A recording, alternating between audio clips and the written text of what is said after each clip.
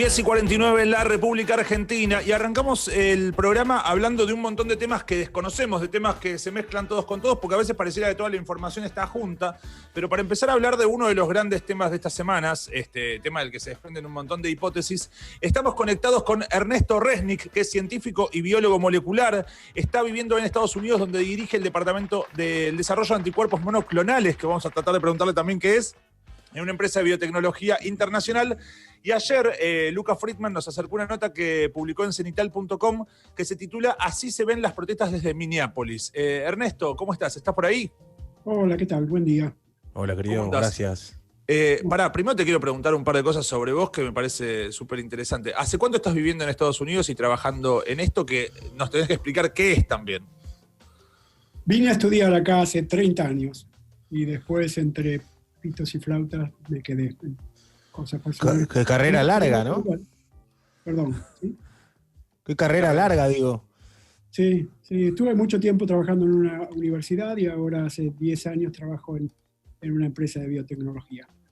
¿Qué son los anticuerpos monoclonales? Como para saber nosotros que somos unas bestias totales, ¿de qué se trata?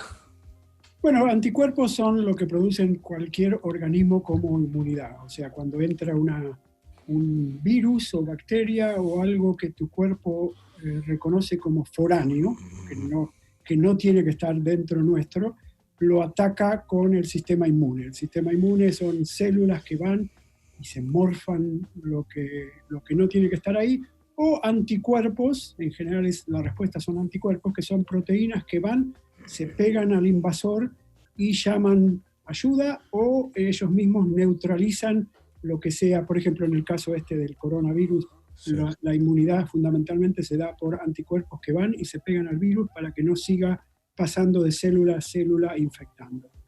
En general, esos anticuerpos son muchos, es una familia de anticuerpos. Anticuerpo monoclonal es encontrar uno de esos, aislarlo y producirlo en masa. Eso es lo que hacemos nosotros en nuestro grupo. Se usa para kits de diagnóstico, se usa para terapias. Por ejemplo, ahora se está probando anticuerpos monoclonales que, como decía recién, neutralicen al virus. Sería algo así como, en lugar de la vacuna, directamente darte los anticuerpos, no que tu cuerpo genere los anticuerpos. Wow. Voy a hacer una pregunta más de esto y ya después me abro. Hablamos de todo lo demás que estamos, por lo cual te llamamos, pero porque me fascina todo este tema. Y a mí también. Sabe, por favor. Ejemplo, cuando el otro día yo, por ejemplo, me hice el análisis de anticuerpos, el de los IgG y el otro, que me dio negativo, que ni tenía ni tuve, pero te tira un índice. Entonces, eso se supone que uno sabe cuánto tiene. ¿Hay algún estudio que te permita saber si le podés ganar si te entra el coronavirus, aunque no sin haberlo tenido? Digamos, tu valor de a ver cuántos patobicas tenés en el cuerpo. No, porque en estos casos esa respuesta a los patobicas aparecen, primero tiene que aparecer el invasor. Exacto. Hasta que no tenés algo que entró, el virus en este caso, no aparecen los patobicas. Por eso la respuesta inmune, por ejemplo, lleva tiempo, y por eso, por ejemplo, los viejos tienen menos inmunidad, porque les cuesta más producir los que vos llamás patobicas, los anticuerpos. Sí. Perdón, sí. Ernesto, entenderás que cuando alguien explica tan bien todo, y aparte tener un biólogo molecular para hablar de las protestas en Minneapolis, pero que justo le podemos hacer muchas preguntas sobre este tema, hasta la una, aprovecharlo. Así que hasta las 2 de la tarde nos quedamos con Ernesto Resnick hablando de todo lo que te quiero preguntar una cosa que es como una curiosidad que tiene que ver con esto. Me imagino, por ejemplo, acá hay un grupo de científicas. Ayer veía una nota de una mención de Paula Jiménez, que es una periodista de género de Filonews, hablando de, bueno, ¿viste? Se dice científicos del CONICET y después ves la foto y son científicas y demás. Están trabajando en una vacuna del COVID y demás. ¿Cuántos grupos de científicos están trabajando hoy en el mundo en tratamientos o en vacunas? Hay una comunicación, somos 20 los que estamos trabajando en distintas partes del mundo, es una carrera por ver quién llega primero. Contame un poco de eso si es que lo sabes. Somos miles. Miles. Creo que lo único positivo por ahora en la pandemia es la respuesta científico-médica, ¿no? Desde enero, que un montón de grupos científicos, empresas, instituciones, universidades, se abocaron a encontrar una solución a esto. Mi compañía, por ejemplo, bueno, no es mi compañía, es la compañía en la que trabajo, desde enero que todo acá se usa mucho ahora la palabra pivotear, se pivoteó a hacer todo COVID-19. Y eso, mi trabajo en este momento es 100% COVID-19. En cuanto a el número, no te puedo responder el número exacto, obviamente, pero por ejemplo en vacunas tenés en estos momentos 120 o más desarrollos de vacunas, es decir, wow. ya tenés miles de personas solamente haciendo vacunas. Y el que descubre la vacuna, última, te prometo, de este tema. El que descubre la vacuna, a ver, vamos a decir que la descubrimos en Argentina, que ese es mi sueño. Pero el que descubre la vacuna, ¿la produce para todo el mundo o llama a Italia y le dice, anotá, 2 de Necukinumab 15, 3 de... ¿Así se hace? ¿Así se hace? Es el ¿Se pasa único la modo de hacerlo. En este caso es el único modo, porque estamos hablando de una vacuna que va a necesitar ser distribuida en miles de millones de personas, ¿no? Claro. No en 20 millones. Las empresas, las que están más avanzadas, están hablando de que pueden producir varios millones para fin de año o comienzo del año que viene. Con eso no alcanza para nada, ¿no? Entonces, lo que está ocurriendo, y yo sé extraoficialmente de por lo menos una empresa farmacéutica argentina que está trabajando con uno de los emprendimientos chinos de vacuna, lo que está ocurriendo es todas estas empresas buscan grupos o empresas que puedan ayudar en la producción en masa de las vacunas. Va a haber, no, en vacunas no es necesariamente que alguien va a ganar, aunque sí hay una pequeña carrera sobre todo entre China y Estados Unidos, pero es muy posible que haya muchas vacunas que funcionen, que sería lo ideal, porque entonces por ahí habrá una vacuna en Estados Unidos, una vacuna en China, o 3 vacunas en China, una de las cuales no es la mayoritaria y entonces se puede trasladar a Argentina y estamos todos contentos.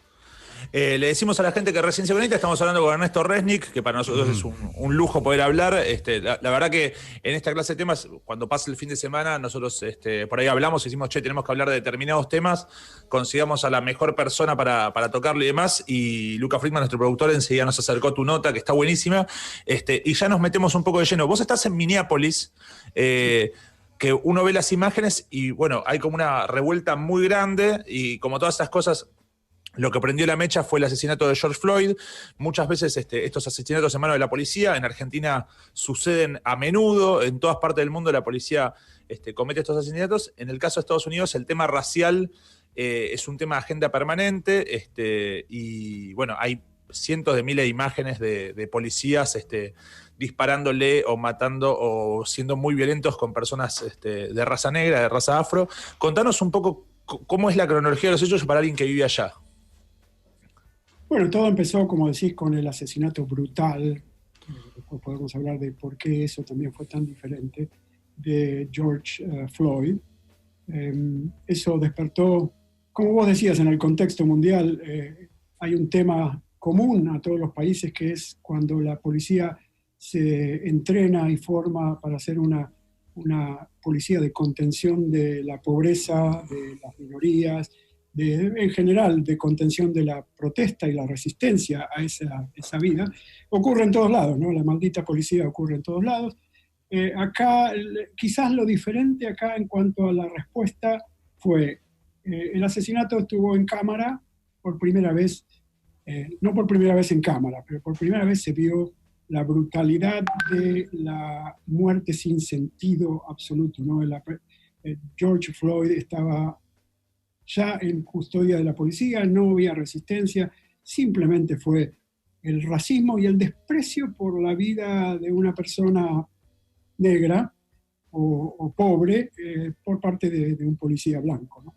La diferencia grande por ahí fue la respuesta institucional de la ciudad de Minneapolis, que tiene un alcalde demócrata del ala progresista. Minneapolis es una ciudad, como escribía en la nota que mencionás, es una con tradición demócrata de izquierda. Y el alcalde lo primero que hizo fue expulsar a los 4 policías involucrados y pedir, que no le corresponde a él, pero él pidió la detención inmediata de los policías.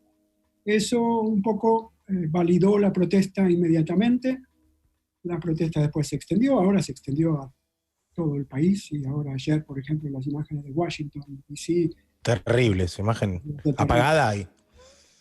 Sí. La Casa Blanca apagada y después y el presidente en un búnker supuestamente y en todos los lugares. Bueno, acá lo que llega, digamos, lo más amarillo, porque en Twitter y en todo eso se ve que está todo prendido fuego, o sea, y no sé qué pasa. Y a la vez acá está pasando también, en todos lados está todo explotado. Yo quiero entender más que nada también los Estados Unidos, fuera de esta protesta, digamos, detonó todo. Pero Sí. hay alguna, por ejemplo, ahora hay estado de sitio donde en algunos lugares, en Washington, a partir de tal hora había estado de sitio en algunos lugares. Y no sé la hora en cada ciudad, pero en casi todas las grandes ciudades de Estados Unidos, a la noche sobre todo, bueno, acá en Minneapolis, cada día de 8 de la noche a 6 de la mañana hay toque de queda, y en todas las grandes ciudades, Los Ángeles, Chicago, Nueva York. Sí, Washington. Nueva York creo que es la única que no puso toque de queda todavía. Ahora, Ernesto, Sí. te quería preguntar esto. Primero, como biólogo molecular, por ahí hace años que vos venías viendo que podía aparecer algo como el COVID-19 o una cosa por el estilo, porque uno viene estudiando algo, entonces puede prever. Lo que pasa ahora con las protestas en Estados Unidos, es como que se destapó una olla a presión que se viene acumulando desde que Trump empezó a gobernar, desde los últimos años de Obama. Digamos, ¿estalla solamente por este tema o se respiraba un clima de posible estallido social en función de que algo muy violento o muy angustiante ocurriera?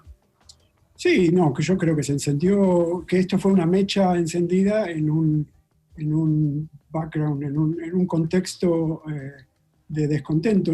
La relación con el coronavirus no es trivial, ¿no? Porque los grupos que salen a la calle a protestar, que son casi todos jóvenes, de minorías, aunque por ejemplo en varias ciudades como acá es interracial, hay muchos blancos, pero los jóvenes son los que han perdido mayormente sus trabajos, porque los jóvenes son los que tienen los trabajos iniciales más precarios. 40 millones de desocupados en Estados Unidos, entonces tenés una masa de gente que con bronca, con una situación económica terrible, con miedo a infecciones. Todo ese contexto yo creo que tuvo que ver. Un presidente insensible, indolente, bruto, digamos, que respondió a esto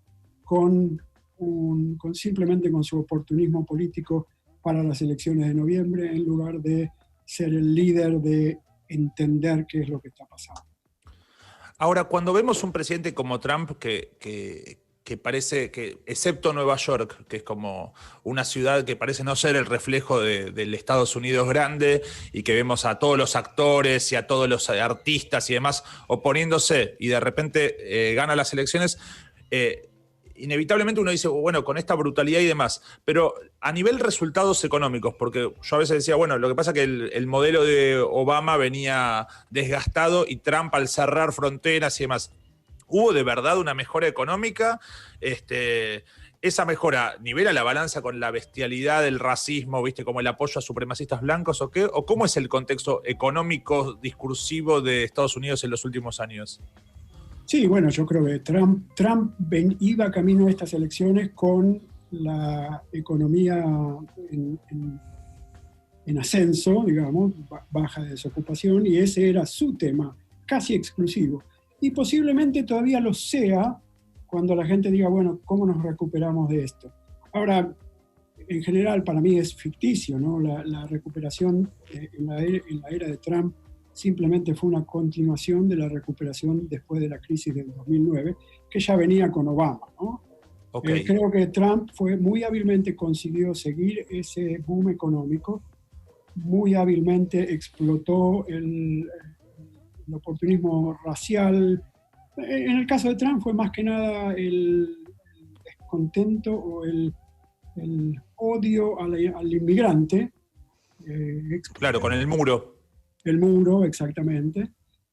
Con eso se garantizaba Trump digamos, un 45% de los votos de piso, con lo cual llegar al 50% es relativamente fácil. Ahora un poco eso le explotó, ¿no? Porque la economía se fue al carajo. Él está políticamente tratando de demostrar que él no tiene la culpa de nada de eso, lo cual es en parte cierto y no del todo cierto, porque su manejo de la epidemia fue terrible. Que Estados Unidos, el país más importante del mundo, no haya estado preparado, como se preparó Argentina, como se prepararon un montón de otros países, que no se haya preparado y que haya resultado con la mayor cantidad de muertos del mundo, eso destruyó la economía ya de por sí. Así que va a ser una puja política en quién tiene la culpa, cuáles son las culpas. Tenemos unos meses para las elecciones y va a estar ahí. ¿Hay alguna medida que haya tomado? Yo desconozco 100% la política, recién estoy empezando a entenderla de acá, pero lo que te estoy diciendo es, ¿hay alguna medida que haya tomado este muchacho que estén de acuerdo todos o que realmente digan, mirá qué bueno lo que hizo, tipo demócrata, los que están en contra, republicanos, que todos digan, mirá, esto está bien, esto cambió el rumbo, que también eso desemboca después en todo el planeta casi, porque nace de ahí, ahora estamos todos mirando para ahí, cuando también acá matan un pibe, aparece en un río y seguimos todos mirando a Estados Unidos? ¿Hay algo que haya decidido que sea, esto está bueno, mira, con esto cambió algo, o es todo igual? ¿O es el guasón nomás? En Estados Unidos hay una grieta, como hay en Argentina, hay una grieta profunda, sobre todo entre lo urbano y lo rural. La gente que vota a Trump en general tiende a vivir en las zonas rurales. Sí. Lo que quiero decir es que en general vas a encontrar un 40% que no le gusta nada de todo lo que haga Trump. Hay un 40% que ama lo que haga Trump, haga lo que haga, y en el medio están los que deciden las elecciones, que van y vienen, que en estos momentos están bastante insatisfechos con Trump, pero antes sí, muchos encontraron, como vos decís, hay algo que haya hecho bien. El cerrar la inmigración y ponerlo en el contexto de, bueno, estos que entran al país sin documentos nos sacan trabajo. Eso cayó muy bien yo diría que en la mayoría de la población. Hay más de un 50-60% de la gente que te va a decir, sí, ¿por qué hay que tener? ¿Por qué vamos a dejar entrar mexicanos a sacarnos trabajo? Eso ciertamente creo que es uno de los temas. Por supuesto. Pero aún los que aceptaron eso o sintieron que era una buena medida, aún, a ver, se bancaban también que eso sea con violencia, echando un mexicano que tenía el hijo adentro, todo eso que se vino, toda esa oleada de violencia, ¿se la bancaron igual porque esa decisión era buena, supuestamente? ¿O no? Bueno, tenés lo que te van a decir públicamente y lo que piensan en serio. Lo que van a decir públicamente, la mayoría, y las encuestas indican eso, es que no, la gente no le gusta la brutalidad en la frontera de separar hijos de sus padres. Pero en el fondo muchos de ellos lo toman como un subproducto de algo que sí les parece bien. Te hago una pregunta de índole personal ya para ir cerrando, porque creo que fuiste clarísimo y tampoco te queremos robar más tiempo. Como una persona argentino, sudamericano, que está hace 30 años, digamos, vos encima, bueno, venís con títulos, con avales y demás, ¿hacen una distinción con vos? O sea, ¿siempre sentís que sos sudamericano o latinoamericano ante los ojos de un norteamericano promedio? ¿El lugar donde vos trabajás es cosmopolita, entonces eso no se siente? ¿Cómo es ser un inmigrante trabajando allá y viviendo allá? Sí, en mi caso, por ejemplo, las universidades son multirraciales y sobre todo hay mitad de la gente es extranjera. La compañía en la que trabajo ahora también tiene muchos extranjeros. Yo personalmente en el trabajo nunca tuve ninguna discriminación. Además soy de tez blanca, entonces por la calle a mí no me paran para ver quién soy, como si algo típico en Estados Unidos es que cuando ves un patrullero parado detrás de un auto, si pasás por el lado, mirás, es seguramente negro o latino. Sí, ¿no? Porque sí. Lo mismo que pasa acá y que podés ver en la última lista de personas asesinadas por la policía, como Luis y demás, que son siempre lo que se llama acá identidad marrón, quizás por la falta de presencia negra. Es exactamente eso. Es así. Ahora, en muchos casos, cuando hablo y tengo acento, por supuesto que hay gente que ya te mira mal. Y las pocas veces que tuve que hablar con un policía, enseguida te tratan peor, digamos, ¿no? No sos distinto. No puedo decir que yo tuve episodios particularmente racistas conmigo, pero hay gente con la que hablas y cuando te escucha acento inmediatamente se retrae. Mira. Bueno, Ernesto... Para mucha gente porque tiene cara de biólogo molecular, ¿viste? Con esa hay una... Eso no se puede tolerar. Eso es terrible, eso es terrible. Che, ¿podés ser que quede Ernesto, tenés para hacer una horita semanal? ¿Podemos hacerlo semanal a esto? Por supuesto. Bueno, fuera de la pandemia seguro, dentro de la pandemia tengo que trabajar como 14 Quiero horas. preguntar, sí. 14 horas. Bueno, ojalá termine pronto. Igual si llega a haber alguna novedad del lugar donde trabajás o hay algún movimiento en torno a la pandemia, al COVID o lo que sea, y querés comunicarlo acá, para nosotros es un placer porque tenés una claridad para mantenerlo al explicar. tanto. Ernesto, muchísimas gracias por tu tiempo. Ernesto Resnick está trabajando desde Estados Unidos hace 30 años y estuvimos hablando un poco de las protestas raciales. Muchas gracias. Chao, gracias. Chao, gracias, Ramón.